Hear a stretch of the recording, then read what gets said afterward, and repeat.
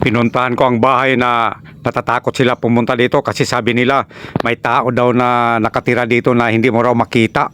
Kaya walang pumupunta dito. Natatakot talaga sila. Harong yung bagay kapit-yapit lang pero di kakaagi. Sige takaramagay harong puro gamura. Gapaw sa tao.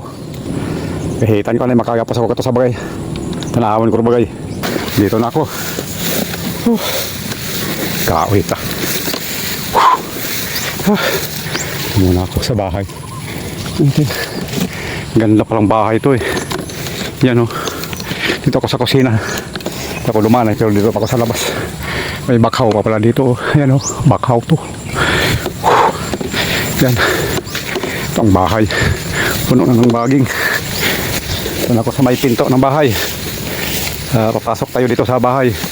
Ito. Ako lang mag-isa dito. Tatakot sila pumunta dito sa bahay na to eh. Ako ang pupunta dito. Grabe ang ganda palang bahay ito oh. Tabla pala yung sahig. Ayan oh. Tabla. Ang ganda yung kubita oh. May basin pa pala. Yan.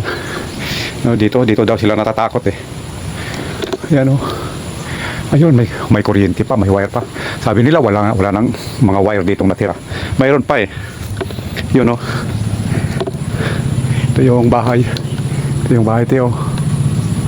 Yan. Ito yung bahay dito. Maganda pala yung bahay dito. Tumal ako sa labas.